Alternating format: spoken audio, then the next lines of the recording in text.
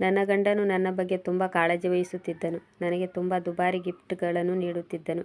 ಇದೆಲ್ಲ ಗಿಫ್ಟ್ಗಳನ್ನು ನೀಡಲು ಅವರ ಬಳಿ ಹಣವಿರದಿದ್ದರೂ ಹೇಗೆ ತರುತ್ತಿದ್ದರು ಎಂದು ನನಗೆ ಆಶ್ಚರ್ಯವಾಗುತ್ತಿತ್ತು. ಆದರೆ ಅವರು ಮಾಡುವೊಂದು ಕೆಲಸ ಮಾತ್ರ ತುಂಬ ವಿಚಿತ್ರವಾಗಿರುತ್ತಿತ್ತು. ಅವರು ನನಗೆ ಇಷ್ಟವಾದ ವಸ್ತುಗಳನ್ನು ಮತ್ತು ನನಗೆ ಇಷ್ಟವಾದ ತಿಂಡಿ ತಿನಿಸುಗಳನ್ನು ನನಗೆ ತಂದುಕೊಟ್ಟು ನನ್ನನ್ನು ತುಂಬ ಖುಷಿಪಡಿಸುತ್ತಿದ್ದರು. ಆದರೆ ರಾತ್ರಿಯಾಗುತ್ತಿದ್ದಂತೆ ಅವರು ಸ್ವತಃ ಮತ್ತೊಂದು ಕೋಣೆಯೊಳಗೆ ಹೋಗಿ ಲಾಕ್ ಮಾಡಿಕೊಳ್ಳುತ್ತಿದ್ದರು. ಇದರಿಂದ ನಾನು ತುಂಬ ಆಶ್ಚರ್ಯಚಕಿತಳಾಗುತ್ತಿದ್ದೆ. ಒಂದು ವೇಳೆ ನನ್ನ ಬಗ್ಗೆ ಅಷ್ಟೊಂದು ಕಾಳಜಿ ಇದ್ದರೆ ನನಗಾಗಿ ಇಷ್ಟೊಂದು ಒಳ್ಳೆ ಗಿಫ್ಟ್ಗಳನ್ನು ತರುತ್ತಿದ್ದರು. ನನ್ನ ಬಗ್ಗೆ ಅವರಿಗೆ ಏಕೆ ಇಂಟ್ರೆಸ್ಟ್ ಇರಲಿಲ್ಲ? ಅವರು ನನ್ನ ಬಳಿ ಏಕೆ ಕುಳಿತುಕೊಳ್ಳುತ್ತಿರಲಿಲ್ಲ? ಅವರು ನನ್ನ ಮಾತುಗಳನ್ನು ಏಕೆ ಕೇಳುತ್ತಿಲ್ಲ? ನನ್ನ ಜೊತೆಗೆ ಏಕೆ ಅವರು ನಾರ್ಮಲ್ ಆಗಿ ನಡೆದುಕೊಳ್ಳುತ್ತಿಲ್ಲ? ಒಂದು ದಿನ ನಾನು ಮತ್ತೊಂದು ಕೋಣೆಯಲ್ಲಿ ಅಡಗಿ ಕುಳಿತುಕೊಂಡೆ. ನನ್ನ ಗಂಡ ಈ ಕೋಣೆಯೊಳಗೆ ಬಂದು ಏನು ಮಾಡುತ್ತಾರೆ? ಇದರ ಕಾರಣವನ್ನು ತಿಳಿದುಕೊಳ್ಳಲು ನಾನು ಅವರ ಕೋಣೆಯಲ್ಲಿ ಅಡಗಿ ಕುಳಿತಾಗ ನನ್ನ ಗಂಡ ಮಾಡುತ್ತಿರೋ ಕೆಲಸವನ್ನು ನೋಡಿ ನಾನು ನನ್ನ ಕೈಗಳಿಂದ ನನ್ನ ಕಿವಿಗಳನ್ನು ಮುಚ್ಚಿಕೊಂಡೆ. ನನ್ನ ಹೆಸರು ನಿವೇದಿತಾ. ನಾನು ತುಂಬ ಸುಂದರವಾಗಿದ್ದೆ. ನನ್ನ ಅತ್ತಿಗೆ ನನ್ನ ಸೌಂದರ್ಯವನ್ನು ನೋಡಿ ಹೊಟ್ಟೆ ಕಿಚ್ಚು ಪಡುತ್ತಿದ್ದರು. ನಿನ್ನ ಈ ಸೌಂದರ್ಯ ಒಂದು ದಿನ ಮಣ್ಣಲ್ಲಿ ಮಣ್ಣಾಗುವುದು ಎನ್ನುತ್ತಿದ್ದಳು. ಆಗ ನಾನು ಹೇಳುತ್ತಿದ್ದೆ, ನಾನು ನಿಮಗೆ ಏನು ಅನ್ಯಾಯ ಮಾಡಿದ್ದೇನೆ? ನೀವು ಈ ರೀತಿ ಮಾತನಾಡಿದರೆ ಭಗವಂತನು ಕೂಡ ನಿಮ್ಮನ್ನು ಕ್ಷಮಿಸಲಾರ. ನನ್ನಮ್ಮ ಇನ್ನೂ ಬದುಕಿದ್ದರು. ನನ್ನ ತಂದೆ ಇಹಲೋಕವನ್ನು ತ್ಯಜಿಸಿದರು. ನನ್ನಮ್ಮ ಜೀವಂತವಾಗಿ ಇರುವವರೆಗೂ ನನ್ನ ಮನೆಯಲ್ಲಿ ನನ್ನ ಮಾತು ನಡೆಯುತ್ತಿತ್ತು. ನನ್ನ ಅಣ್ಣನೂ ಸಹ ನನ್ನನ್ನು ತುಂಬ ದ್ವೇಷ ಮಾಡುತ್ತಿದ್ದನು. ನೀನು ನನ್ನ ಹೆಂಡತಿಯೊಂದಿಗೆ ವಾದ ಮಾಡಬೇಡ ಎಂದು ಹೇಳುತ್ತಿದ್ದನು. ನಾನು ಸಹ ತುಂಬ ಹಠಮಾರಿಯಾಗಿದ್ದೆ, ಏಕೆಂದರೆ ನನ್ನಿಂದ ಅತ್ತಿಗೆ ಮಾತುಗಳನ್ನು ಸಹಿಸಿಕೊಳ್ಳಲು ಸಾಧ್ಯವಾಗುತ್ತಿರಲಿಲ್ಲ. ಯಾವಾಗ ಅವಳು ನನ್ನ ಅಮ್ಮನಿಗೆ ಸರಿಯಾದ ಟೈಮ್ನಲ್ಲಿ ಊಟ ನೀಡುವುದಿಲ್ಲವೋ ಅಥವಾ ತಂಗಳು ಅನ್ನ ನೀಡುತ್ತಿದ್ದಳೋ ಆಗ ನನಗೆ ತುಂಬ ಸಿಟ್ಟು ಬರುತ್ತಿತ್ತು. ಒಂದು ದಿನ ಅವಳು ನನ್ನ ಮುಂದೆ ನನ್ನ ಅಮ್ಮನಿಗೆ ತಂಗಳು ಅನ್ನ ನೀಡಿದಳು. ನನ್ನ ಅಮ್ಮ ಮೊದಲೇ ಶುಗರ್ ಪೇಷಂಟ್ ಆಗಿದ್ದಳು. ಆಗ ನಾನು ಹೇಳಿದೆ, ಮೊದಲೇ ಅಮ್ಮನ ಆರೋಗ್ಯ ಕೆಟ್ಟು ಹೋಗಿದೆ. ನಿನಗೆ ಬಿಸಿಯೂಟ ನೀಡಲು ಸಾಧ್ಯವಾಗದಿದ್ದರೆ ಮೊದಲೇ ನೀನು ನನ್ನಲ್ಲಿ ಹೇಳಬೇಕಿತ್ತು. ಏಕೆ ಅಮ್ಮನಿಗೆ ತಂಗಳನ್ನು ನೀಡಿ ಅವಳನ್ನು ಸಾಯಿಸಲು ಪ್ರಯತ್ನಿಸುತ್ತಿದ್ದೀಯಾ ಎಂದು ನಾನು ಕೇಳಿದಾಗ ನಮ್ಮಿಬ್ಬರ ನಡುವೆ ಜೋರಾಗಿ ಜಗಳವಾಯಿತು. ನಾವಿಬ್ಬರೂ ಕೈ ಮಿಲಾಯಿಸಿದೆವು. ನನ್ನ ಅಣ್ಣನೂ ಸಹ ತನ್ನ ಹೆಂಡತಿಗೆ ಸಾಥ್ ನೀಡಿದನು ಮತ್ತು ಅವನು ನನ್ನಲ್ಲಿ ಹೇಳಿದನು, ಒಂದು ದಿನ ನಿನಗೆ ಯಾವ ರೀತಿ ಪಾಠ ಕಲಿಸುವೆನೆಂದರೆ ಮುಂದೆ ನೀನು ಅನುಭವಿಸುವ ನೋವಿನಿಂದ ಎಂದೆಂದೂ ನಮ್ಮಿಬ್ಬರನ್ನು ಪ್ರತಿಕ್ಷಣವೂ ನೆನೆಸಿಕೊಳ್ಳಬೇಕು. ಇಷ್ಟು ಚಿಕ್ಕವಳಾಗಿದೆಯಾ? ನಿನ್ನ ಕೆಲಸ ಏನು? ನಿನಗಿಂತ ದೊಡ್ಡವಳಾದ ನಿನ್ನ ಅತ್ತಿಗೆಗೆ ಎದುರು ಉತ್ತರ ನೀಡುತ್ತೀಯಾ? ಆಗ ನಾನು ಹೇಳಿದೆ, ವಿಷಯ ದೊಡ್ಡವರು ಚಿಕ್ಕವರು ಎನ್ನುವುದರ ಬಗ್ಗೆ ಅಲ್ಲ. ಅತ್ತಿಗೆ ತಪ್ಪು ಮಾಡಿದರೆ ಅವಶ್ಯವಾಗಿ ನಾನು ಮಾತನಾಡುತ್ತೇನೆ. ರಾತ್ರಿ ನನ್ನ ಅಮ್ಮನ ಆರೋಗ್ಯ ಕೆಟ್ಟಿತ್ತು. ಎಷ್ಟು ಕೆಟ್ಟಿತೆಂದರೆ ಅವಳನ್ನು ಆಸ್ಪತ್ರೆಗೆ ಕರೆದುಕೊಂಡು ಹೋದೆವು. 4 ದಿನಗಳಿಂದ ಸಾವು ಬದುಕಿನ ನಡುವೆ ಹೋರಾಡಿ ನನ್ನಮ್ಮ ಅಸುನೀಗಿದಳು. ಈಗ ನನಗೆ ತುಂಬ ಟೆನ್ಷನ್ ಆಯಿತು. ನಮ್ಮ ಸಂಬಂಧಿಕರು ತುಂಬ ಜನರಿದ್ದರು. ಆದರೆ ಅವರೆಲ್ಲರೂ ನನ್ನ ಅಮ್ಮನ ಮಾವನ ಮನೆಯವರಾಗಿದ್ದರು. ಆದ್ದರಿಂದ ಅವರಿಗೆ ಅಷ್ಟೊಂದು ದುಃಖವಾಗಿರಲಿಲ್ಲ. ಅವರೆಲ್ಲರೂ ಇಲ್ಲಿಂದ ಹೊರಟು ಹೋದರು. ಒಂದು ದಿನ ನನ್ನ ಅಣ್ಣ ನನ್ನ ಕೋಣೆಗೆ ಬಂದು ಹೇಳಿದನು, ಈಗ ಅಮ್ಮ ಈ ಪ್ರಪಂಚವನ್ನು ಬಿಟ್ಟು ಹೋಗಿದ್ದಾರೆ. ಆಗ ನನಗೆ ಅನಿಸಿತು, ನೀನೇನು ಚಿಂತೆ ಮಾಡಬೇಡ, ನಿನಗೆ ಏನಾದರೂ ಬೇಕಾದರೆ ನನ್ನಲ್ಲಿ ಹೇಳು ಎಂದು ಅವನು ನನಗೆ ಈ ರೀತಿ ಸಮಾಧಾನಪಡಿಸಬಹುದು ಎಂದು ನಾನು ಅಂದುಕೊಂಡೆ. ಆದರೆ ಅವನು ಹೀಗೆ ಹೇಳಿದನು, ಬರುವ ರವಿವಾರ ನಿನ್ನ ಮದುವೆ ಇದೆ ಎಂದಾಗ ನಾನು ತುಂಬ ಆಶ್ಚರ್ಯಚಕಿತಳಾದೆ. ಆಗ ನಾನು ಹೇಳಿದೆ, ಮತ್ತೊಮ್ಮೆ ಹೇಳು, ಏನು ಹೇಳಿದೆ ನೀನು ಎಂದು ಅಣ್ಣನಲ್ಲಿ ಕೇಳಿದಾಗ ಅಣ್ಣನು ಹೇಳಿದನು, ನಿನಗೆ ಮದುವೆ ಮಾಡಿಸುತ್ತೇನೆ. ನಿನ್ನ ಗಂಡನ ಮನೆಯಲ್ಲಿ ನೀನು ಇದ್ದರೆ ತುಂಬ ಒಳ್ಳೆಯದು. ನನಗೆ ಇಷ್ಟು ಬೇಗ ಮದುವೆ ಮಾಡಿಸುವ ಅವಸರವಾದರೂ ಏನಿತ್ತು ಎಂದು ನಾನು ನನ್ನ ಅಣ್ಣನಲ್ಲಿ ಕೇಳಿದೆ. ಯಾರೊಂದಿಗೆ ನನ್ನ ಮದುವೆ ಮಾಡಿಸುತ್ತಿದ್ದೀಯಾ? ಆಗ ಅಣ್ಣ ಹೇಳಿದನು, ಮದುವೆಯ ಎಲ್ಲ ತಯಾರಿ ನಡೆದಿದೆ. ಏಕೆಂದರೆ ಈಗ ಸದ್ಯ ಅಮ್ಮ ತೀರಿ ಹೋಗಿದ್ದಾರೆ. ಮನಸ್ಸಿನಲ್ಲಿ ಏನಾದರೂ ದುಃಖವಿದ್ದರೆ ಅದನ್ನು ನಿನ್ನಲ್ಲೇ ನುಂಗಿಕೊ. ನಿನ್ನ ಮದುವೆಗಾಗಿ 1 ತಿಂಗಳು ಮೊದಲೇ ಮದುವೆ ತಯಾರಿ ಮಾಡಲು ನನ್ನಿಂದ ಸಾಧ್ಯವಿಲ್ಲ. ಅಥವಾ ನಿನ್ನ ಮದುಮಗನನ್ನು ಕುದುರೆಯ ಮೇಲೆ ಕೂರಿಸಿ ಕರೆದುಕೊಂಡು ಬರಲು ನನ್ನಿಂದ ಸಾಧ್ಯವಿಲ್ಲ. ಇಷ್ಟು ಹೇಳಿ ಅವನು ಕೋಣೆಯಿಂದ ಹೊರಟು ಹೋದನು. ನಾನು ದಿಂಬಿಗೆ ತಲೆ ಇಟ್ಟು ಅಳಲು ಶುರು ಮಾಡಿದೆ. ಆದರೂ ನನ್ನನ್ನು ನಾನೇ ಸಮಾಧಾನಪಡಿಸಿಕೊಂಡೆ. ಇರಲಿ, ಯಾವತ್ತಾದರೂ ಒಂದು ದಿನ ಮದುವೆಯಾಗಲೇಬೇಕಲ್ಲವೇ? ಆದರೆ ನನ್ನದೇ ಸ್ವಂತ ಮನೆ ಇರುತ್ತದೆ. ಯಾರ ಗುಲಾಮಳು ಆಗಿರಬೇಕಾಗಿಲ್ಲ. ಅತ್ತಿಗೆಯಿಂದ ನನಗೆ ಮುಕ್ತಿ ಸಿಗಬಹುದು. ಇಲ್ಲಾಂದರೆ ಯಾವ ರೀತಿಯಲ್ಲೂ ಅತ್ತಿಗೆ ನನ್ನನ್ನು ಹಾಗೆ ಬಿಡುವುದಿಲ್ಲ. ಇದನ್ನೇ ಯೋಚಿಸುತ್ತಾ ನಾನು ಮದುವೆಗೆ ಒಪ್ಪಿಕೊಂಡೆ. ಮದುವೆಯ ದಿನ ಮದುಮಗನನ್ನು ನೋಡಿ ನನಗೆ ತುಂಬ ಅಚ್ಚರಿಯಾಯಿತು. ನನ್ನ ಅಣ್ಣ ಯಾವ ರೀತಿಯ ವ್ಯಕ್ತಿಯನ್ನು ನನಗಾಗಿ ಸೆಲೆಕ್ಟ್ ಮಾಡಿದ್ದಾನೆ. ಇದರಲ್ಲೂ ಸಹ ನನ್ನ ಅತ್ತಿಗೆ ಯಾವುದೋ ಒಂದು ಕುತಂತ್ರವಿರಬೇಕು. ಏಕೆಂದರೆ ಯಾವಾಗಲೂ ನಾವು ಜಗಳವಾಡುತ್ತಿದ್ದಾಗ ಅತ್ತಿಗೆ ನನ್ನ ಶತ್ರುವಿನಂತೆ ನಡೆದುಕೊಳ್ಳುತ್ತಿದ್ದಳು. ಇವಳು ಅವಶ್ಯವಾಗಿ ನನ್ನೊಂದಿಗೆ ಪ್ರತೀಕಾರ ತೀರಿಸಿಕೊಳ್ಳುತ್ತಾಳೆ ಎಂದು ನನಗೆ ಅನಿಸುತ್ತಿತ್ತು. ಇಂದು ಅವಳು ಅದನ್ನೇ ಮಾಡಿದ್ದಳು. ಪ್ರತೀಕಾರ ತೀರಿಸಿಕೊಳ್ಳುವಲ್ಲಿ ಯಶಸ್ವಿಯಾಗಿದ್ದಳು. ಏಕೆಂದರೆ ನನ್ನನ್ನು ಮದುವೆಯಾಗುತ್ತಿರುವ ಹುಡುಗನು ವಿಚಿತ್ರ ರೀತಿಯಲ್ಲಿ ಕುಳಿತುಕೊಂಡಿದ್ದನು. ಅವನನ್ನು ನೋಡಿದರೆ ಚಿಕ್ಕ ಮಗುವಿಗಾದರೂ ಅರ್ಥವಾಗುತ್ತಿತ್ತು ಅವನೊಬ್ಬ ನಾರ್ಮಲ್ ಮನುಷ್ಯನಲ್ಲ, ಬದಲಾಗಿ ಅವನೊಬ್ಬ ಹುಚ್ಚನಾಗಿದ್ದ. ಏಕೆಂದರೆ ಅವನು ಕೈಯಲ್ಲಿ ಲಾಲಿಪಾಪನ್ನು ಹಿಡಿದುಕೊಂಡಿದ್ದನು. ಅದನ್ನು ಅವನು ತಿನ್ನುತ್ತಿದ್ದನು. ಅವನ ತಲೆಯ ಕೂದಲುಗಳೆಲ್ಲ ಹರಡಿಕೊಂಡಿದ್ದವು. ಅವನು ಹೊಸ ಬಟ್ಟೆಯನ್ನು ತೊಟ್ಟಿದ್ದ. ಆದರೆ ಚಿಕ್ಕ ಮಕ್ಕಳು ಮಣ್ಣಿನಲ್ಲಿ ಆಟವಾಡಿ ಗಲೀಜು ಮಾಡಿಕೊಳ್ಳುವಂತೆ ಅವನು ತನ್ನ ಹೊಸ ಬಟ್ಟೆಯನ್ನೆಲ್ಲ ಗಲೀಜು ಮಾಡಿಕೊಂಡಿದ್ದನು. ಇದೇ ನನ್ನ ಹುಡುಗನ ಪರಿಸ್ಥಿತಿಯಾಗಿತ್ತು. ಈಗ ಅವನು ಹುಚ್ಚನೆಂದು ಎಲ್ಲರಿಗೂ ಅರ್ಥವಾಗಿತ್ತು. ನಮ್ಮ ಏರಿಯಾದ ಕೆಲವೊಂದು ಹೆಂಗಸರು ಮದುವೆಗೆ ಬಂದಿದ್ದರು. ಅವರು ನಮ್ಮ ಸಂಬಂಧಿಕರು ಸಹ ಆಗಿದ್ದರು. ಅವರು ಸಹ ನಿವೇದಿತಾಳ ಗಂಡ ಹುಚ್ಚನೆಂದು ಹೇಳಲು ಶುರು ಮಾಡಿದ್ದರು. ಇವಳ ಅಣ್ಣ ಅತ್ತಿಗೆಯಂತೂ ಇವಳಿಗೆ ತುಂಬ ಅನ್ಯಾಯ ಮಾಡಿದ್ದಾರೆ. ಅಮ್ಮ ಸತ್ತು ತಿಂಗಳಾಗಿಲ್ಲ, ಆಗಲೇ ಇಷ್ಟೊಂದು ಸುಂದರವಾದ ಹುಡುಗಿಯನ್ನು ಒಂದು ಹುಚ್ಚನಿಗೆ ಕೊಟ್ಟು ಮದುವೆ ಮಾಡುತ್ತಿದ್ದಾರೆ ಎಂದು ಆಡಿಕೊಂಡರು. ಈಗ ನನ್ನ ಮದುವೆಯಾಗಿತ್ತು. ಈಗಂತೂ ಗಂಡನ ಮನೆಗೆ ಹೋಗುವ ಸಮಯವಾಗಿತ್ತು. ನನ್ನ ಕಣ್ಣಿಂದ ಕಣ್ಣೀರು ಇಳಿಯುತ್ತಿತ್ತು. ಈಗ ನನ್ನ ಪರಿಸ್ಥಿತಿ ನೋಡಿ ನನಗೆ ಕಣ್ಣೀರು ಬರತೊಡಗಿತ್ತು. ನಾನು ಅಳಬೇಕೆಂದುಕೊಂಡೆ. ಆದರೆ ಅತ್ತರು ನನ್ನ ನೋವನ್ನು ಕೇಳುವವರು ಯಾರು? ನನ್ನ ಕಣ್ಣೀರನ್ನು ಒರೆಸುವವರು ಯಾರು? ಈಗ ನನಗೆ ಅಮ್ಮನ ನೆನಪಾಗುತ್ತಿತ್ತು. ನನ್ನಮ್ಮ ಇವತ್ತು ಜೀವಂತವಾಗಿದ್ದರೆ ಇದೆಲ್ಲವೂ ನಡೆಯಲು ಬಿಡುತ್ತಿರಲಿಲ್ಲ. ನನ್ನ ಅತ್ತಿಗೆಯೇ ನನ್ನ ಅಣ್ಣನಿಗೆ ಚಾಡಿ ಹೇಳಿದಳು. ಅಣ್ಣನಿಗೂ ಸಹ ನನ್ನ ಮೇಲೆ ಕನಿಕರ ಬರಲಿಲ್ಲ. ಅವನು ನನ್ನ ಮದುವೆಯನ್ನು ಒಬ್ಬ ಹುಚ್ಚನ ಜೊತೆ ಮಾಡಿಸಿದನು. ಅವನು ನನ್ನನ್ನು ಹೇಗೆ ನೋಡಿಕೊಳ್ಳುತ್ತಾನೆ? ಯಾರು ತಮ್ಮ ಹೆಣ್ಣು ಮಕ್ಕಳ ಮದುವೆಯನ್ನು ಹುಚ್ಚರೊಂದಿಗೆ ಮಾಡಿಸುವುದಿಲ್ಲ. ಅವರ ಬಳಿ ನೌಕರಿ ಸಹ ಇರುವುದಿಲ್ಲ. ಇವರಿಗೆ ಬುದ್ಧಿಯೂ ಇರುವುದಿಲ್ಲ. ಹುಚ್ಚರಿಗೆ ಒಂದು ಶಿಸ್ತು ಸಹ ಇರುವುದಿಲ್ಲ. ಒಂದು ಕ್ಷಣ ಯೋಚಿಸಿದೆ. ನಾನು ಗಂಡನ ಮನೆಗೆ ಹೋಗಲು ತಿರಸ್ಕರಿಸಬೇಕು ಎಂದುಕೊಂಡೆ. ಆದರೆ ಹಾಗೆ ಮಾಡಿದರೆ ಏನಾಗಬಹುದು? ಇವರೆಲ್ಲ ನನ್ನನ್ನೇ ನೋಡಿ ಆಡಿಕೊಳ್ಳಬಹುದು. ಹೇಗಿದ್ದರೂ ಇವರು ನನ್ನನ್ನು ಮನೆಯಿಂದ ಹೊರಹಾಕುತ್ತಿದ್ದರು. ಆದ್ದರಿಂದ ಎಲ್ಲವನ್ನೂ ಭಗವಂತನಿಗೆ ಬಿಟ್ಟೆ. ನಾನು ಬಾಯಿ ಮುಚ್ಚಿಕೊಂಡು ಗಂಡನ ಮನೆಗೆ ಹೊರಟೆ. ನನ್ನ ಅಣ್ಣ ನನ್ನ ತಲೆಯ ಮೇಲೆ ಕೈ ಇಡಲು ಪ್ರಯತ್ನಪಟ್ಟನು. ಆದರೆ ನಾನು ಅವನ ಕೈಯನ್ನು ತಳ್ಳಿ ಹಾಕಿದೆ. ಎಲ್ಲರೂ ಇದನ್ನು ನೋಡುತ್ತಿದ್ದರು. ಆಗ ನಾನು ಹೇಳಿದೆ, ಸ್ವಲ್ಪ ಇವನ ಮರ್ಯಾದೆಯೂ ಹೋಗಲಿ. ಇವರು ನನಗೆ ಹೀಗೆ ಮಾಡಬಾರದಿತ್ತು. ಅತ್ತಿಗೆಯು ನನ್ನನ್ನು ಮಾತನಾಡಿಸಲು ಮುಂದೆ ಬಂದಳು. ನಾನು ಅವಳೊಂದಿಗೂ ಸಹ ಮಾತನಾಡಲಿಲ್ಲ. ಆಗ ಅವಳು ಎಲ್ಲರ ಮುಂದೆ ಹೇಳಿದಳು, ನಿನ್ನ ಮದುವೆ ಮಾಡಿ ಮುಗಿಸಿದ್ದೇವೆ. ಈಗಲೂ ನಿನ್ನ ನಖರ ತೋರಿಸಬೇಡ ಮತ್ತು ಈ ಮನೆಯಿಂದ ಹೊರಟು ಹೋಗು. ನನ್ನ ಕಣ್ಣ ಮುಂದೆ ಇರಬೇಡ. ಯಾವ ಅತ್ತಿಗೆ ಈ ರೀತಿ ಹೇಳುತ್ತಾಳೆ? ತನ್ನ ನಾದಿನಿಗೆ, ಅದು ಗಂಡನ ಮನೆಗೆ ಕಳುಹಿಸುವಾಗ ಮನಸ್ಸಿನಲ್ಲಿ ಎಷ್ಟೇ ದ್ವೇಷವಿದ್ದರೂ ಕೋಪವಿದ್ದರೂ ಈ ರೀತಿ ಯಾರೂ ತಮ್ಮ ಮನೆ ಮಗಳಿಗೆ ಹೇಳಿ ಮನೆಯಿಂದ ಹೊರಗೆ ಕಳಿಸುವುದಿಲ್ಲ. ಅಣ್ಣ ಅತ್ತಿಗೆ ನನ್ನ ಜೊತೆ ಯಾವ ರೀತಿ ಕೆಟ್ಟದಾಗಿ ನಡೆಸಿಕೊಂಡಿದ್ದಾರೆಂದರೆ ಮುಂದೆ ದೇವರು ನನಗೆ ನ್ಯಾಯ ಕೊಡಿಸುತ್ತಾನೆ ಎಂದು ನನಗೆ ಗೊತ್ತು. ಈಗ ನನ್ನ ಸಮಯ ತುಂಬ ಕೆಟ್ಟು ಹೋಗಿದೆ ಎಂದು ನನಗೆ ಅನಿಸಿತ್ತು. ನನ್ನ ಗಂಡ ಹುಚ್ಚನಾಗಿದ್ದ. ನನಗೆ ಏನು ಮಾಡಬೇಕೋ ತಿಳಿಯಲಿಲ್ಲ. ಆದರೆ ಅವನ ಮನೆ ತುಂಬ ಚೆನ್ನಾಗಿತ್ತು. ಅವನ ಮನೆಯು 3 ಕೋಣೆ ಇರುವ ಮನೆಯಾಗಿತ್ತು. ಅವನಿಗೆ ಒಬ್ಬ ಅಣ್ಣ ಸಹ ಇದ್ದ. ಅವನು ಸಹ ಇದೇ ಮನೆಯಲ್ಲಿ ಇರುತ್ತಾನೆ ಎಂದು ನನಗೆ ಅನಿಸಿತು. ಆದರೆ ರಾತ್ರಿಯಾಗುತ್ತಿದ್ದಂತೆ ನನ್ನ ಗಂಡನ ಜಾಗದಲ್ಲಿ ಅವನ ಅಣ್ಣ ಕೋಣೆಗೆ ಬಂದನು. ನಾನು ತುಂಬ ಗಾಬರಿಯಾದೆ. ಅವನು ಹೇಳಿದನು, ಅತ್ತಿಗೆ, ಗಾಬರಿಯಾಗುವ ಅವಶ್ಯಕತೆ ಇಲ್ಲ. ವಾಸ್ತವದಲ್ಲಿ ಇದು ನಮ್ಮ ಮನೆ ಸಹ ಆಗಿದೆ. ಇನ್ನೊಂದು ಜಾಗದಲ್ಲಿ ನನ್ನ ಬೇರೆ ಮನೆ ಇದೆ. ಅಲ್ಲಿ ನನ್ನ ಹೆಂಡತಿ ಮಕ್ಕಳು ಇರುತ್ತಾರೆ. ಅವರು ನನಗಾಗಿ ಕಾಯುತ್ತಿರಬಹುದು. ಈಗ ನೀವೇ ನಮ್ಮ ತಮ್ಮನನ್ನು ಸಂಭಾಳಿಸಬೇಕು. ವಿಷಯವೇನೆಂದರೆ ನನ್ನ ಹೆಂಡತಿಗೂ ಇವನಿಗೂ ಅಷ್ಟಕ್ಕಷ್ಟೇ. ಏಕೆಂದರೆ ಇವನನ್ನು ಕಂಡರೆ ಅವಳಿಗೆ ಆಗುವುದಿಲ್ಲ. ಅವರಿಬ್ಬರ ಸಂಬಂಧ ಅಷ್ಟೊಂದು ಚೆನ್ನಾಗಿಲ್ಲ. ನಮಗೂ ಸಹ ತಂದೆ ತಾಯಿಯಂದಿರಿಲ್ಲ. ಅಷ್ಟೇ. ಈಗ ನೀವುಂಟು, ನಿಮ್ಮ ಗಂಡ ಉಂಟು. ಈ ಮನೆ ನಿಮ್ಮದು. ಒಂದು ವೇಳೆ ನಿಮಗೆ ಯಾವ ವಸ್ತು ಎಲ್ಲಿದೆ ಎಂದು ಗೊತ್ತಾಗದಿದ್ದರೆ ಫೋನ್ ಮಾಡಿ ನನ್ನನ್ನು ಕೇಳಬಹುದು. ಗೋಡೆಯ ಮೇಲೆ ನನ್ನ ನಂಬರನ್ನು ಬರೆದಿದ್ದೇನೆ. ಒಂದು ವೇಳೆ ನಿಮಗೆ ಇವನು ತುಂಬ ತೊಂದರೆ ಕೊಟ್ಟರೆ ಫೋನ್ ಮಾಡಿ ನನ್ನನ್ನು ಕರೆಯಬಹುದು. ಆದರೂ ನೋಡಮ್ಮ, ನನಗೂ ಹೆಂಡತಿ ಮಕ್ಕಳಿದ್ದಾರೆ. ನನ್ನ ಹೆಂಡತಿಗೆ ನಾನು ಇಲ್ಲಿಗೆ ಬರುವುದು ಇಷ್ಟವಿಲ್ಲ. ಒಂದು ವೇಳೆ ಏನಾದರೂ ಎಮರ್ಜೆನ್ಸಿ ಇದ್ದರೆ ಮಾತ್ರ ನನಗೆ ಕಾಲ್ ಮಾಡಿ ಕರೆಸು. ಇಲ್ಲಾಂದರೆ ಸ್ವತಃ ನೀವೇ ಪರಿಸ್ಥಿತಿಯನ್ನು ನಿಭಾಯಿಸಿಕೊಳ್ಳಲು ಪ್ರಯತ್ನಿಸಿ. ಏಕೆಂದರೆ ಈಗ ಇವನು ನಿಮ್ಮ ಗಂಡ. ನೀವು ಇವನ ಜೊತೆ ಇರಬೇಕು. ನನ್ನ ಮುಂದಿನ ಜೀವನ ಎಷ್ಟೊಂದು ಕೆಟ್ಟದಾಗಿರಬಹುದು ಎಂದು ಈಗ ನನಗೆ ಅರ್ಥವಾಯಿತು. ನಾನು ಹಾ ಎಂದು ತಲೆ ಆಡಿಸಿದೆ. ನಾನು ಮತ್ತೆ ಬೇರೆ ಏನು ಹೇಳಲು ಸಾಧ್ಯ? ಅವನು ಹೇಳಿದನು, ದೇವರು ನಿಮ್ಮ ಸಹಾಯಕ್ಕೆ ಬರುತ್ತಾನೆ. ನೀವೇನು ಚಿಂತೆ ಮಾಡಬೇಡಿ. ಒಂದು ದಿನ ಎಲ್ಲವೂ ಸರಿಯಾಗುತ್ತದೆ ಎಂದು ಹೇಳಿದಾಗ ಅವನು ನನ್ನ ಸಮಾಧಾನಕ್ಕೆ ಹೀಗೆ ಹೇಳುತ್ತಿದ್ದಾನೆಂದು ನನಗೆ ಅರ್ಥವಾಯಿತು. ಮತ್ತೆ ಅವರು ಹೇಳಿದರು, ಒಂದು ದಿನ ಎಲ್ಲವೂ ಸರಿಯಾಗುತ್ತದೆ. ನೀವು ಕೊಂಚವೂ ಚಿಂತೆ ಮಾಡುವುದು ಬೇಡ ಎಂದು ಮತ್ತೊಮ್ಮೆ ನಿಮಗೆ ಹೇಳುತ್ತಿದ್ದೇನೆ. ಅವರು 2 ಬಾರಿ ಹೀಗೇಕೆ ಹೇಳಿದ್ದರೂ ನನಗೆ ಅರ್ಥವಾಗಲಿಲ್ಲ. ಸದ್ಯಕ್ಕಂತೂ ನನಗೆ ಏನೂ ಅರ್ಥವಾಗಲಿಲ್ಲ. ಸರಿ. ನನ್ನ ಗಂಡ ಇನ್ನೊಂದು ಕೋಣೆಯಲ್ಲಿ ಕುಳಿತುಕೊಂಡಿದ್ದರು. ಆ ಕೋಣೆಗೆ ಹೋಗಿ ನೋಡಿದಾಗ ನಾನು ಆಶ್ಚರ್ಯಚಕಿತಳಾದೆ. ಆ ಕೋಣೆಯು ನನ್ನ ಗಂಡನ ಕೋಣೆಯಾಗಿರಬೇಕು. ಅಲ್ಲಿರುವ ಎಲ್ಲ ವಸ್ತುಗಳು ಮುರಿದು ಬಿದ್ದಿದ್ದವು.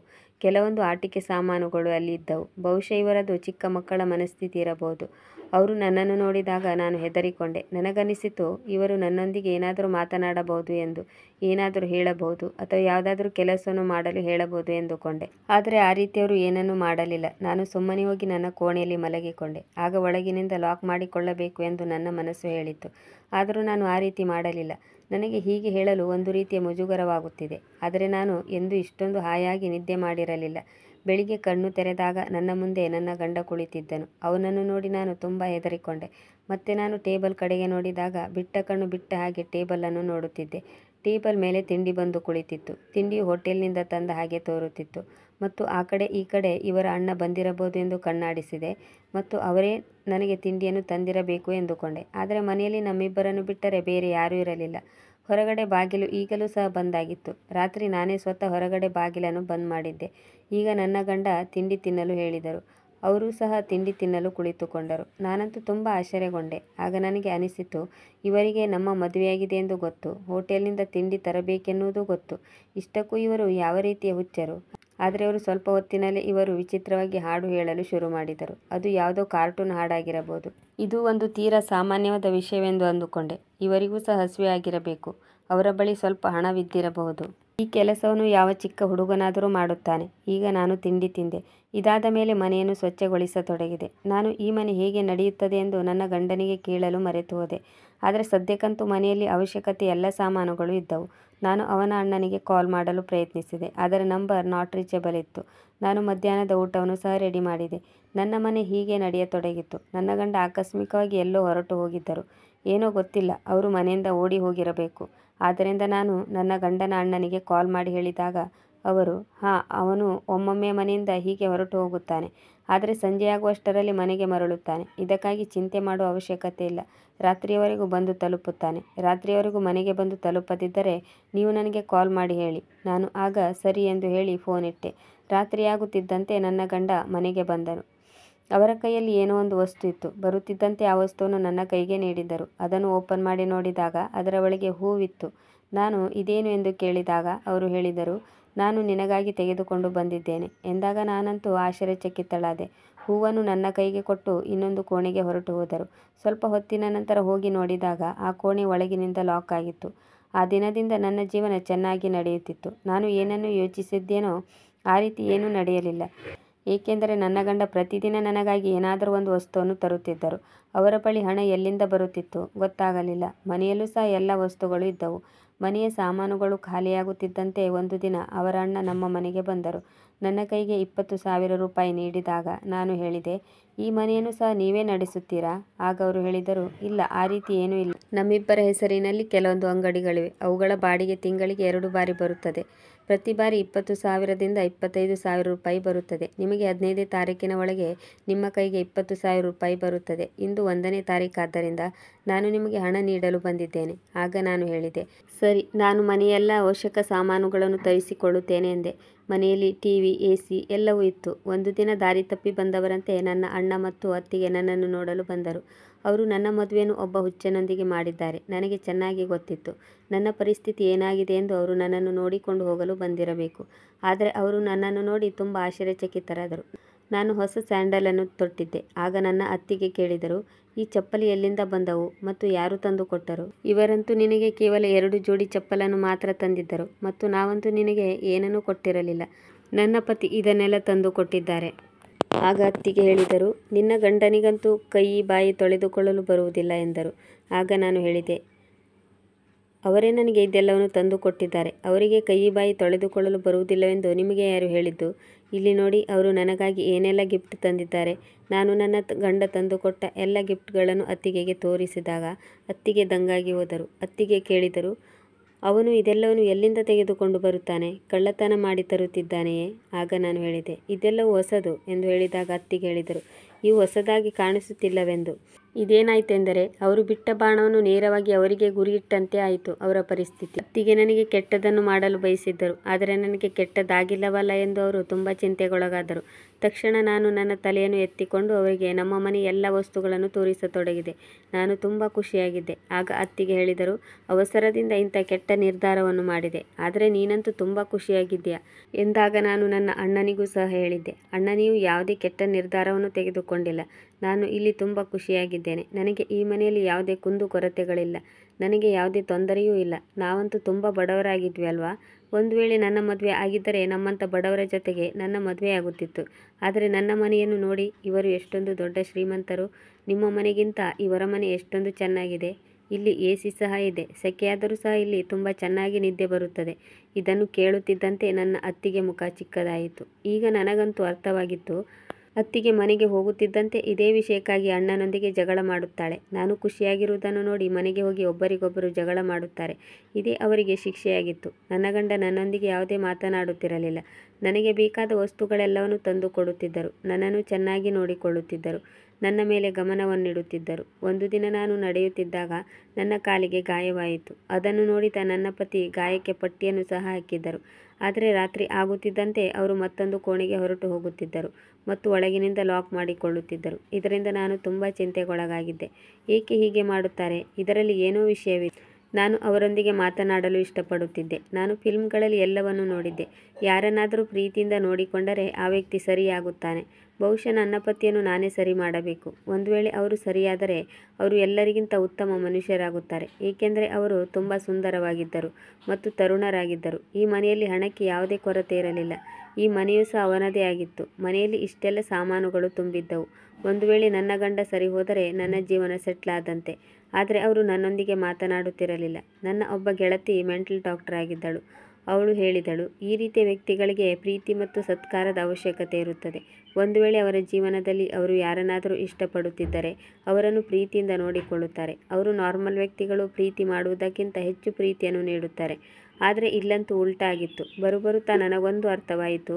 ನನ್ನ ಗಂಡನ ಹುಚ್ಚುತನಕ್ಕೂ ಆ ಕೋಣೆಗೂ ಸಂಬಂಧವಿದೆ ಎಂದು ನಾನು ಅರಿತುಕೊಂಡೆ. ಆದರೆ ಒಮ್ಮೆ ನಾನು ಆ ಕೋಣೆಯೊಳಗೆ ಹೋಗಿ ನೋಡಿದಾಗ ಆ ಕೋಣೆಯಲ್ಲಿ ಅಂಥ ಯಾವುದೇ ರೀತಿಯ ಅನುಮಾನ ನನಗೆ ಬರಲಿಲ್ಲ. ಈಗ ನನ್ನ ಅತ್ತಿಗೆಯು ಎಲ್ಲರಲ್ಲಿ ಹೇಳಿಕೊಳ್ಳತೊಡಗಿದಳು. ಒಬ್ಬ ಹುಚ್ಚನೊಂದಿಗೆ ಮದುವೆಯಾದರೂ ತುಂಬ ಖುಷಿಯಾಗಿದ್ದಾಳೆ. ಅವಳ ಬಾಯಿಂದ ಹೊರಟ ಈ ಮಾತು ನನ್ನ ಕಿವಿಗೂ ಬಂದು ತಲುಪಿತ್ತು. ಏಕೆಂದರೆ ನಮ್ಮದು ಒಂದೇ ಏರಿಯಾ ಆಗಿತ್ತು. ನಾನು ಹೇಳುತ್ತಿದ್ದೆ, ಭಗವಂತನ ದಯೆಯಿಂದ ನಾನು ತುಂಬ ಖುಷಿಯಾಗಿದ್ದೇನೆ. ನನ್ನ ಬಳಿ ಎಲ್ಲವೂ ಇದೆ. ನನ್ನ ಬಳಿ ಹಣವೂ ಇದೆ. ಮನೆಯ ಜವಾಬ್ದಾರಿ ಎಲ್ಲವೂ ನನ್ನ ಕೈಯಲ್ಲಿದೆ. ನನ್ನ ಗಂಡ ನನ್ನನ್ನು ಚೆನ್ನಾಗಿ ನೋಡಿಕೊಳ್ಳುತ್ತಾರೆ ಮತ್ತು ಪ್ರತಿದಿನ ನನಗಾಗಿ ಒಂದಲ್ಲ ಒಂದು ಗಿಫ್ಟ್ ತರುತ್ತಾರೆ. ನಾನು ಇದನ್ನು ಎಲ್ಲಿಂದ ತಂದಿರಿ ಎಂದು ಕೇಳಿದರೆ ತನಗೆ ಗೊತ್ತಿಲ್ಲ ಎಂದು ಹೇಳುತ್ತಿದ್ದ. ಒಮ್ಮೆ ನಾನು ಅವರನ್ನು ಹಿಂಬಾಲಿಸಿ ಅವರ ಹಿಂದೆ ಹೋದೆ. ಆದರೆ ನನಗೆ ಅವರು ಹೋದ ರಸ್ತೆಯ ಬಗ್ಗೆ ತಿಳಿಯಲಿಲ್ಲ. ಇನ್ನು ಮುಂದೆ ಹೋಗಿ ನಾನು ಹಾದಿಯನ್ನು ತಪ್ಪಿದರೆ ಎಂದು ಮರಳಿ ಬಂದೆ. ನನ್ನ ಕಣ್ಣ ಮುಂದೆ ನನ್ನ ಗಂಡ ಎಲ್ಲಿ ಮಾಯವಾದರೂ ಗೊತ್ತಿಲ್ಲ. ಅವರಿಗೆ ರಸ್ತೆಯಂತೂ ತುಂಬ ಚೆನ್ನಾಗಿ ತಿಳಿದಿತ್ತು. ಬಹುಶಃ ಅವರು ಮಕ್ಕಳೊಂದಿಗೆ ಆಟವಾಡಲು ಎಲ್ಲೋ ಹೋಗಿರಬೇಕು. ಏಕೆಂದರೆ ಅವರ ಬಳಿ ಎಷ್ಟೊಂದು ಮಕ್ಕಳ ಆಟಿಕೆಗಳಿದ್ದವು. ಆದ್ದರಿಂದ ನಾನು ಅವರ ಬಗ್ಗೆ ಅಷ್ಟೊಂದು ಗಮನ ಕೊಡಲಿಲ್ಲ. ಆದರೆ ಕೋಣೆಯೊಳಗೆ ಏನು ಮಾಡುತ್ತಾರೆ ಎಂದು ಅವಶ್ಯವಾಗಿ ನಾನು ಪತ್ತೆ ಹಚ್ಚಬೇಕಾಗಿತ್ತು. ಅವರು ಹಗಲಿನ ವೇಳೆ ಕೋಣೆಗೆ ಚಾವಿ ಹಾಕಿ ಹೊರಟು ಹೋಗುತ್ತಿದ್ದರು. ಒಂದು ದಿನ ನಾನು ಚಾವಿಯನ್ನು ಅಡಗಿಸಿದ್ದು, ಚಾವಿಯನ್ನು ಓಪನ್ ಮಾಡಿ ಅವರಿಗೆ ಚಾವಿ ಸಿಗದೇ ಇದ್ದಾಗ ಬಾಗಿಲಿಗೆ ಚಾವಿ ಹಾಕದೆ ಹಾಗೆ ಹೊರಟು ಹೋದರು. ನಾನು ಮೊದಲೇ ಕೋಣೆಗೆ ಹೋಗಿ ಅಡಗಿಕೊಳ್ಳಬೇಕೆಂದು ನನ್ನ ಪ್ಲ್ಯಾನ್ ಆಗಿತ್ತು. ಅವರು ಕೋಣೆಯೊಳಗೆ ಬಂದಾಗ ಅವರು ಏನು ಮಾಡುತ್ತಿದ್ದಾರೆ ಎಂದು ನನಗೆ ಗೊತ್ತಾಗಬಹುದು. ಅವರು ಮನೆಗೆ ಬರುತ್ತಿದ್ದಂತೆ ನನಗಾಗಿ ಹುಡುಕಾಡುತ್ತಿದ್ದರು. ಈಗ ನನ್ನ ಜೊತೆ ಸ್ವಲ್ಪ ಹೊತ್ತು ಮಾತನಾಡುತ್ತಿದ್ದರು. ಅವರಿಗೆ ನನ್ನ ಹೆಸರು ಸಹ ತಿಳಿದಿತ್ತು. ಅವರು ನನ್ನ ಹೆಸರು ಹೇಳಿ ಕರೆಯುತ್ತಿದ್ದರು. ಒಮ್ಮೊಮ್ಮೆ ಅವರನ್ನು ನೋಡಿ ನನಗೆ ತುಂಬ ದುಃಖವಾಗುತ್ತಿತ್ತು. ಸುಂದರವಾಗಿದ್ದಾರೆ, ತರುಣರಾಗಿದ್ದಾರೆ. ಇವರಿಗೆ ಏನಾಗಿದೆಯೋ ನನಗೆ ಗೊತ್ತಿಲ್ಲ. ಹೀಗೇಕೆ ಇವರು ಹುಚ್ಚರಾಗಿದ್ದಾರೆ? ಹುಟ್ಟಿನಿಂದ ಹುಚ್ಚರಾಗಿರಲು ಸಾಧ್ಯವಿಲ್ಲ. ಏಕೆಂದರೆ ಹೇಳುತ್ತಾರೆ, ಇಂಥವರ ಆಯಸ್ಸು ತುಂಬ ಕಡಿಮೆ ಇರುತ್ತದೆ. ಬಹುಶಃ ಇವರು ಜೀವನದಲ್ಲಿ ಏನು ದುರ್ಘಟನೆ ನಡೆದಿರಬೇಕು. ನಾನು ಅವರ ಅಣ್ಣನಲ್ಲಿ ಕೇಳಲು ಪ್ರಯತ್ನಿಸಿದಾಗ ಅವರು ನನಗೆ ಏನನ್ನೂ ಹೇಳಲಿಲ್ಲ. ಅವರು ಹೇಳಿದ್ದರು, ಸಮಯ ಕಳೆದಂತೆ ಎಲ್ಲವೂ ನಿನಗೆ ಗೊತ್ತಾಗುವುದು. ಇದು ಯಾವ ರೀತಿಯ ವಿಷಯವಾಗಿದೆ? ಸಮಯ ಕಳೆದಂತೆ ಇದು ಹೇಗೆ ಗೊತ್ತಾಗುತ್ತದೆ? ನನಗೆ ನನ್ನ ಗಂಡನ ಹಳೆಯ ಫೋಟೋಗಳು ಸಿಕ್ಕಿದ್ದವು. ಅವರು ತುಂಬ ಸಿಟ್ಟು ಮತ್ತು ಹಠವಾದಿ ಮನುಷ್ಯ ಎಂದು ತೋರುತ್ತಿದ್ದರು. ಅವರು ಅವರ ಕುಟುಂಬದಲ್ಲಿಯೇ ತುಂಬ ಸುಂದರ ತರುಣರಂತೆ ಕಾಣುತ್ತಿದ್ದರು. ಅಷ್ಟಕ್ಕೂ ಅವರು ಈ ಪರಿಸ್ಥಿತಿಗೆ ಹೇಗೆ ತಲುಪಿದ್ದರು? ಅವರಿಗೆ ಯಾರದೋ ಶಾಪ ತಟ್ಟಿತ್ತು. ನನ್ನ ಮನಸ್ಸಿನಲ್ಲಿ ಈ ರೀತಿಯ ಪ್ರಶ್ನೆಗಳು ಏಳುತ್ತಿದ್ದವು. ಇಂದಿನ ನಂತರ ನನಗೆ ಗೊತ್ತಾಗುತ್ತದೆ. ನನ್ನ ಪತಿ ನನಗಾಗಿ ಗಿಫ್ಟನ್ನು ತೆಗೆದುಕೊಂಡು ಬಂದಿದ್ದರು. ಕೋಣೆಯೊಳಗೆ ಹೋದರು. ಆದರೆ ನಾನು ನನ್ನ ಕೋಣೆಯಲ್ಲಿ ಇಲ್ಲವೆಂದು ಅವರಿಗೆ ಅರ್ಥವಾಯಿತು. ಅವರು ಗಿಫ್ಟ್ನ ಚೀಲವನ್ನು ಅಲ್ಲೇ ಇಟ್ಟರು. ಏಕೆಂದರೆ ಅವರು ಚೀಲವನ್ನು ಇಡುವ ಶಬ್ದ ನನಗೆ ಕೇಳಿಸಿತು. ಅವರು ತನ್ನ ಕೋಣೆಗೆ ಬಂದರು. ನಾನು ಆ ಕೋಣೆಯೊಳಗೆ ಅಡಗಿಕೊಂಡಿದ್ದೆ. ಅವರು ಕೋಣೆಯ ಬಾಗಿಲನ್ನು ಲಾಕ್ ಮಾಡಿದರು ಮತ್ತು ಕುರ್ಚಿಯ ಮೇಲೆ ತಲೆ ಹಿಡಿದು ಕುಳಿತುಕೊಂಡರು. ನಾನು ಪರದೆ ಹಿಂದಿನಿಂದ ಅವರನ್ನು ನೋಡುತ್ತಿದ್ದೆ. ನಾನು ಕೋಣೆಯೊಳಗೆ ಅಡಗಿಕೊಂಡಿದ್ದೇನೆಂದು ಅವರಿಗೆ ಅಂದಾಜಿಸಲಾಗಲಿಲ್ಲ. ಅವರು ತಲೆಯನ್ನು ಯಾವ ರೀತಿ ಹಿಡಿದುಕೊಂಡು ಕುಳಿತಿದ್ದರೆಂದರೆ ಯಾವುದೋ ದೊಡ್ಡ ಮನುಷ್ಯ ಏನೋ ಒಂದು ದೊಡ್ಡ ವಿಷಯವನ್ನು ಯೋಚಿಸುತ್ತಿದ್ದಾರೆ ಎಂಬಂತೆ ಇತ್ತು. ಅಚಾನಕ್ಕಾಗಿ ಅವರ ಮುಖದ ಮೇಲೆ ಹುಚ್ಚಾಟದ ಎಕ್ಸ್ಪ್ರೆಷನ್ ಎಲ್ಲವೂ ಮಾಯವಾಗಿತ್ತು. ಈಗ ನನಗೆ ಇಲ್ಲಿ ಯಾವುದೋ ಒಂದು ವಿಷಯವಿದೆ, ಆದರೆ ಅದು ಸಾಮಾನ್ಯ ವಿಷಯವಾಗಿರಲಿಲ್ಲ. ಸ್ವಲ್ಪ ಹೊತ್ತಿನಲ್ಲಿ ಅವರು ತನ್ನ ಜೇಬಿನಿಂದ ಒಂದು ದೊಡ್ಡ ಫೋನನ್ನು ಹೊರತೆಗೆದರು. ನನಗಂತೂ ತುಂಬ ಆಶ್ಚರ್ಯವಾಯಿತು. ಇಷ್ಟೊಂದು ದೊಡ್ಡ ಫೋನ್ ಇವರ ಕೈಗೆ ಹೇಗೆ ಬಂತು? ಫೋನ್ ಸಹ ತುಂಬ ನೀಟಾಗಿತ್ತು. ಅದು ಒಡೆದು ಹೋದ ಹಳೆಯ ಫೋನ್ ಸಹ ಆಗಿರಲಿಲ್ಲ. ಏಕೆಂದರೆ ಅವರ ಬೇರೆ ಎಲ್ಲ ವಸ್ತುಗಳು ಒಡೆದು ಹೋಗಿದ್ದವು. ಈಗ ಅವರು ಫೋನಿನಲ್ಲಿ ಯಾರೊಂದಿಗೋ ಮಾತನಾಡತೊಡಗಿದರು. ಅವರು ವಿದ್ಯಾವಂತರಂತೆ ಚೆನ್ನಾಗಿ ಮಾತನಾಡುತ್ತಿದ್ದರು. ಅವರು ಹೇಳುತ್ತಿದ್ದರು, ನೋಡಿ ನಾನು ಮೊದಲೇ ನಿಮ್ಮೊಂದಿಗೆ ಡೀಲ್ ಮಾಡಿಕೊಂಡಿದ್ದೇನೆ. ನೀವು ಇದೆಲ್ಲ ಹಣವನ್ನು ಬಿಸ್ನೆಸ್ನಲ್ಲಿ ತೊಡಗಿಸಿ, ನನಗೆ ಏನು ಅದೃಷ್ಟವಿದೆಯೋ ಅದು ನನಗೆ ದೊರೆಯುತ್ತದೆ. ಇದನ್ನು ಕೇಳಿ ನಾನು ಆಶ್ಚರ್ಯಚಕಿತಳಾದೆ.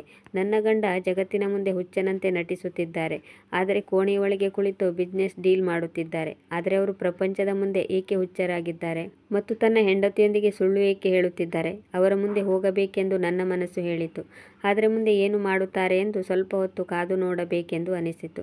ಸ್ವಲ್ಪ ಹೊತ್ತಿನ ನಂತರ ಕಿಸೆಯಿಂದ ತುಂಬ ಹಣವನ್ನು ತೆಗೆದರು. ಅದನ್ನು ಒಂದು ಬದಿ ಜೋಡಿಸಿದರು. ಮತ್ತೊಮ್ಮೆ ಯಾರಿಗೋ ಕಾಲ್ ಮಾಡಿದರು. ಈ ಬಾರಿ ಯಾರಿಗೆ ಕಾಲ್ ಮಾಡುತ್ತಿದ್ದಾರೆ ಎಂದು ನನಗೆ ಅರ್ಥವಾಯಿತು. ಅವರು ತನ್ನ ಅಣ್ಣನಿಗೆ ಕಾಲ್ ಮಾಡುತ್ತಿದ್ದಾರೆ. ಆಗ ಅವರು ಅಣ್ಣನಿಗೆ ಹೇಳಿದರು, ನಿವೇದಿತಾಳಿಗೆ ಎಲ್ಲ ರಹಸ್ಯವನ್ನು ಹೇಳಬೇಕೆಂದು ನನಗೆ ಅನಿಸುತ್ತಿದೆ. ಅವಳು ನನ್ನ ಹೆಂಡತಿ, ನಾನು ಅವಳೊಂದಿಗೆ ಇರಲು ಬಯಸಿದ್ದೇನೆ. ಮತ್ತೊಂದು ಕಡೆಯಿಂದ ಅವರ ಅಣ್ಣ ಹೇಳುತ್ತಿದ್ದರು, ಅಷ್ಟೊಂದು ತರಾತುರಿ ಮಾಡಬೇಡ. ಆಗ ನನ್ನ ಗಂಡ ಹೇಳಿದರು, ಇದು ತರಾತುರಿ ಹೇಗೆ? ನನ್ನ ಮದುವೆಯಾಗಿ 4 ತಿಂಗಳು ಕಳೆದಿದೆ. ತಕ್ಷಣ ನಾನು ನನ್ನ ಗಂಡನ ಮುಂದೆ ಬಂದು ನಿಂತುಕೊಂಡೆ. ಅವರು ನನ್ನನ್ನು ನೋಡಿ ಕಣ್ಣು ಬಾಯಿ ಬಿಟ್ಟು ನನ್ನನ್ನೇ ನೋಡುತ್ತಿದ್ದರು ಮತ್ತು ಫೋನನ್ನು ಒಂದು ಬದಿ ಇಟ್ಟರು. ಆಗ ನಾನು ಕೇಳಿದೆ, ಇದೆಲ್ಲ ಏನು? ಜನರ ಮುಂದೆ ಹುಚ್ಚರಂತೆ ಏಕೆ ನಟಿಸುತ್ತಿದ್ದೀರಿ? ನಾನು ಎಲ್ಲವನ್ನು ಕೇಳಿಸಿಕೊಂಡಿದ್ದೇನೆ. ಅಂದಾಗ ಅವರು ಹೇಳಿದರು, ನೋಡು, ಇಂದಲ್ಲ ನಾಳೆ ನಾನು ನಿನಗೆ ಹೇಳುವವನಿದ್ದೆ. ಆಗ ನಾನು ಹೇಳಿದೆ, ನನಗೆ ಎಲ್ಲ ವಿಷಯವನ್ನು ಹೇಳಿ.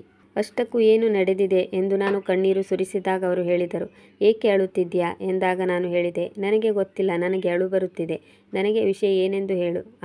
ಆಗ ಅವರು ಹೇಳಿದ ಮಾತಿನಿಂದ ನಾನು ದಂಗಾಗಿ ಹೋದೆ. ಅವರು ಹೇಳಿದರು, ನಾನು ಇಡೀ ಏರಿಯಾದಲ್ಲಿ ಒಬ್ಬ ಬುದ್ಧಿವಂತ ಹಾಗೂ ವಿದ್ಯಾವಂತ ಹುಡುಗನಾಗಿದ್ದೆ. ನನಗೆ ತುಂಬ ಒಳ್ಳೆಯ ಕೆಲಸವೂ ಸಹ ಇತ್ತು. ಈಗಲೂ ಸಹ ನಾನು ಆ ನೌಕರಿಯನ್ನು ಮಾಡುತ್ತಿದ್ದೇನೆ. ನಾನು ಇಡೀ ರಾತ್ರಿ ಕುಳಿತು ಆನ್ಲೈನ್ನಲ್ಲೇ ಕೆಲಸ ಮಾಡುತ್ತಿದ್ದೇನೆ. ಆಗ ನಾನು ಕೇಳಿದೆ, ಅಷ್ಟಿದ್ದರೂ ಈ ರೀತಿ ಹುಚ್ಚರಾಗಿ ಏಕೆ ತಿರುಗುತ್ತಿದ್ದೀರಿ? ಆಗ ಅವರು ಹೇಳಿದರು, ನನಗೆ ಕೆಲವೊಂದು ಗೆಳೆಯರಿದ್ದರು, ಆದರೆ ಅವರು ಯಾವ ರೀತಿಯ ಮನುಷ್ಯರೆಂದು ನನಗೆ ಗೊತ್ತಿರಲಿಲ್ಲ. ಒಂದು ದಿನ ನಾವು ಎಲ್ಲೋ ಹೋಗಿದ್ದೆವು. ಆಗ ನಮ್ಮಲ್ಲಿ ಜಗಳವಾಯಿತು. ನಮ್ಮ ಕೈಯಿಂದ ಒಬ್ಬನ ಮರಣವಾಯಿತು. ಅವರೆಲ್ಲರೂ ಅದೆಲ್ಲ ಅಪರಾಧವನ್ನು ನನ್ನ ಮೇಲೆ ಹೊರಿಸಿದರು. ಒಂದು ವೇಳೆ ನಾನು ಹುಚ್ಚನಂತೆ ನಾಟಕವಾಡದಿದ್ದರೆ ನನಗೆ ಕಠಿಣ ಶಿಕ್ಷೆಯಾಗುತ್ತಿತ್ತು. ನಾನು ಇಡೀ ಜೀವನವನ್ನು ಜೈಲಿನಲ್ಲಿ ಕಳೆಯಬೇಕಾಗಿತ್ತು. ಅವರೆಲ್ಲರೂ ಅಲ್ಲಿಂದ ಓಡಿ ಹೋದರು. ನಾನು ಅವನ ಪ್ರಾಣವನ್ನು ಉಳಿಸುವುದಕ್ಕಾಗಿ ಅಲ್ಲೇ ಉಳಿದುಕೊಂಡೆ. ಆದರೆ ಅವನು ಸಹ ಈ ಪ್ರಪಂಚದಿಂದ ಹೊರಟು ಹೋದನು. ಆ ಅಪರಾಧ ನನ್ನ ಮೇಲೆ ಬಂತು. ನನ್ನನ್ನು ಪೊಲೀಸರು ಹಿಡಿದುಕೊಂಡು ಹೋಗಿದ್ದರು. ಆ ಹುಡುಗನ ಮನೆಯವರು ಈಗಲೂ ಸಹ ಇದೇ ಏರಿಯಾದಲ್ಲಿ ಇರುತ್ತಾರೆ. ನನ್ನಿಂದಾಗಿ ಅವರು ಏನನ್ನೋ ಕಳೆದುಕೊಂಡಿದ್ದರು. ಅದಕ್ಕಾಗಿ ನಾನು ಹುಚ್ಚುತನದ ನಾಟಕವಾಡಬೇಕಾಯಿತು. ಅವರೀಗ ನಮ್ಮ ಏರಿಯಾದಲ್ಲಿ ಇರುವ ಮನೆಯನ್ನು ಮಾರಾಟ ಮಾಡಿದ್ದಾರೆ ಎಂಬ ಸುದ್ದಿಯನ್ನು ಕೇಳಿದ್ದೇನೆ. 1 ತಿಂಗಳಾದ ಮೇಲೆ ಅವರು ಇಲ್ಲಿಂದ ಶಾಶ್ವತವಾಗಿ ಹೊರಟು ಹೋಗುತ್ತಾರೆ. ಅದಾದ ಮೇಲೆ ನಾನು ನನಗೆ ಇಷ್ಟ ಬಂದ ಹಾಗೆ ಇರುತ್ತೇನೆ. ನಾನು ಇದೆಲ್ಲವನ್ನು ನಿನಗೆ ಏಕೆ ಹೇಳಲಿಲ್ಲ ಎಂದರೆ, ಒಮ್ಮೆ ಸತ್ತು ಹೋದ ಮನೆಯ ಹುಡುಗನ ಮನೆಯವರು ಇಲ್ಲಿಂದ ಹೊರಟು ಹೋದ ಮೇಲೆ ನಿನಗೆ ಹೇಳಬೇಕು ಎಂದು ನಾನಂದುಕೊಂಡಿದ್ದೆ. ನಿನ್ನ ಅಣ್ಣ ನಿನಗೆ ಈ ಸಂಬಂಧ ಇಷ್ಟವಾಗಿದೆ ಎಂದು ಹೇಳಿದಾಗ ನಮಗೂ ಸಹ ತುಂಬ ಆಶ್ಚರ್ಯವಾಯಿತು. ನೀನು ನನ್ನನ್ನು ನೋಡದೆ ಮದುವೆಗೆ ಒಪ್ಪಿಕೊಂಡಿದ್ದೆ ಎಂದು ನಮಗೆ ತಿಳಿಯಿತು. ನಿನ್ನನ್ನು ಉಳಿಸಿ, ನಿನಗೆ ಸಹಾಯ ಮಾಡಿ ಏನಾದರೂ ಪುಣ್ಯವನ್ನು ಸಂಪಾದಿಸಬೇಕು ಎಂದು ನಾನಂದುಕೊಂಡೆ. ನಾನು ನಿನ್ನನ್ನು ತುಂಬ ಪ್ರೀತಿಸುತ್ತೇನೆ. ನನಗೆ ನೀನು ತುಂಬ ಇಷ್ಟವಾಗಿದ್ದೆ. ನಾನು ಕೆಲಸದ ವಿಷಯವಾಗಿ ಹೊರಗೆ ಹೋಗುತ್ತೇನೆ. ನಿನ್ನ ಮುಖ ಯಾವಾಗಲೂ ನನ್ನ ಕಣ್ಣ ಮುಂದೆ ಬರುತ್ತಿತ್ತು. ಹೊರಗೆ ಬಂದಾಗ ನಿನಗಾಗಿ ಏನಾದರೂ ಖರೀದಿಸಬೇಕು ಎಂದು ಯೋಚಿಸುತ್ತಿದ್ದೆ. ಏಕೆಂದರೆ ನೀನು ನನ್ನಿಂದ ಬೇಜಾರಾಗಿ ನನ್ನನ್ನು ಬಿಟ್ಟು ಹೋಗಬಾರದು ಎಂದು ನಾನು ಹಾಗೆ ಮಾಡುತ್ತಿದ್ದೆ. ಒಬ್ಬ ಹುಚ್ಚನ ಜೊತೆ ನನ್ನ ಜೀವನ ಕೆಟ್ಟದಾಗಿ ನಡೆಯುತ್ತಿದೆ ಎಂದು ನೀನು ಅಂದುಕೊಳ್ಳಬಹುದು ಎಂದು ನಿನಗಾಗಿ ಊಟ ತಿಂಡಿಯನ್ನು ಸಹ ನಾನೇ ಆರ್ಡರ್ ಮಾಡಿ ಹೋಟೆಲ್ನಿಂದ ತರುತ್ತಿದ್ದೆ. ಕನಿಷ್ಠವೆಂದರೂ ನೀನು ಖುಷಿಯಾಗಿರಬೇಕು ಎಂದು ಅಂದುಕೊಂಡಿದ್ದೆ. ಮತ್ತೊಮ್ಮೆ ನನ್ನ ಕಣ್ಣಿನಲ್ಲಿ ಕಣ್ಣೀರು ಇಳಿಯತೊಡಗಿತ್ತು. ಆಗ ನನ್ನ ಗಂಡ ಹೇಳಿದರು, ನೀವು ಮತ್ತೆ ಕೇಳುತ್ತಿದ್ದೀರಿ, ದುಃಖವಾದರೂ ಅಳುತ್ತೀಯಾ, ಖುಷಿಯಾದರೂ ಅಳುತ್ತೀಯಾ? ನೋಡು, ನಾನು ನಿನ್ನ ಗಂಡ. ಇನ್ನು ಮುಂದೆ ನಿನ್ನ ಜೀವನ ತುಂಬ ಒಳ್ಳೆಯದಾಗುವುದು. ಇನ್ನು ಮುಂದೆ 1.5 ತಿಂಗಳುಗಳ ಕಾಲ ನಾವು ನಾಟಕವಾಡಬೇಕು. ಇದಾದ ಮೇಲೆ ಎಲ್ಲವೂ ಸರಿಯಾಗುವುದು. ಇದರಿಂದ ನನಗೆ ಯಾವುದೇ ಸಮಸ್ಯೆ ಇಲ್ಲ. ಭಗವಂತನು ನನ್ನ ಯಾವ ಪುಣ್ಯದ ಕಾರ್ಯಕ್ಕಾಗಿ ನನಗೆ ಈ ರೀತಿಯಾಗಿ ಕೊಟ್ಟಿದ್ದಾನೆಂದು ನಾನು ಯೋಚಿಸುತ್ತಿದ್ದೇನೆ. ನಾನು ಎಂದಿಗೂ ಯಾರಿಗೂ ಕೆಟ್ಟದ್ದು ಮಾಡಿರಲಿಲ್ಲ. ಆದರೆ ನನ್ನ ಸ್ವಂತ ಅಣ್ಣನೇ ನನ್ನ ಜೊತೆ ಈ ರೀತಿ ಕೆಟ್ಟದಾಗಿ ನಡೆದುಕೊಂಡನು. ನೀವು ಸರಿಯಾಗಿ ಇರುವುದಕ್ಕೆ ದೇವರಿಗೆ ನಾನು ಶತಕೋಟಿ ನಮನವನ್ನು ಸಲ್ಲಿಸುತ್ತೇನೆ. ಆಗ ನನ್ನ ಗಂಡ ಹೇಳಿದರು, ಅಷ್ಟೊಂದು ಚಿಂತೆ ಮಾಡಬೇಡ, ಈಗ ಎಲ್ಲವೂ ಸರಿಯಾಗುತ್ತದೆ. ಮುಂದೆ ಏನೂ ತೊಂದರೆ ಆಗುವುದಿಲ್ಲ. ನಾನು ನಿನ್ನ ಗಂಡ. ನಾನು ನಿನ್ನನ್ನು ಚೆನ್ನಾಗಿ ನೋಡಿಕೊಳ್ಳುತ್ತೇನೆ. ನಿನ್ನ ಜೊತೆ ಇರುತ್ತೇನೆ. ನಮ್ಮ ಜೀವನ ತುಂಬ ಚೆನ್ನಾಗಿ ನಡೆಯುವುದು. ಬರುತ್ತಾ ನಾನು ನನ್ನ ಗಂಡನನ್ನು ಒಳ್ಳೆಯ ಹಾಸ್ಪಿಟಲ್ನಲ್ಲಿ ಚಿಕಿತ್ಸೆ ಕೊಡಿಸಿದ್ದೇನೆ ಎಂದು ಸುದ್ದಿ ಹರಡಿದೆ. ಈಗ ನಮ್ಮ ಜೀವನ ಸುಖಮಯವಾಗಿದೆ. ಪ್ರಿಯ ವೀಕ್ಷಕರೇ, ಈ ಕತೆ ನಿಮಗೆ ಇಷ್ಟವಾಗಿದ್ದಲ್ಲಿ ಇದಕ್ಕೊಂದು ಲೈಕ್ ಕೊಡಿ, ಕಮೆಂಟ್ ಮಾಡಿ, ಶೇರ್ ಮಾಡಿ ಮತ್ತು ಸಬ್ಸ್ಕ್ರೈಬ್ ಮಾಡಲು ಮರೆಯದಿರಿ. ಮುಂದಿನ ಕಥೆಯೊಂದಿಗೆ ಮತ್ತೆ ಭೇಟಿಯಾಗೋಣ. ಕತೆ ಕೇಳಿದ್ದಕ್ಕೆ ಧನ್ಯವಾದಗಳು.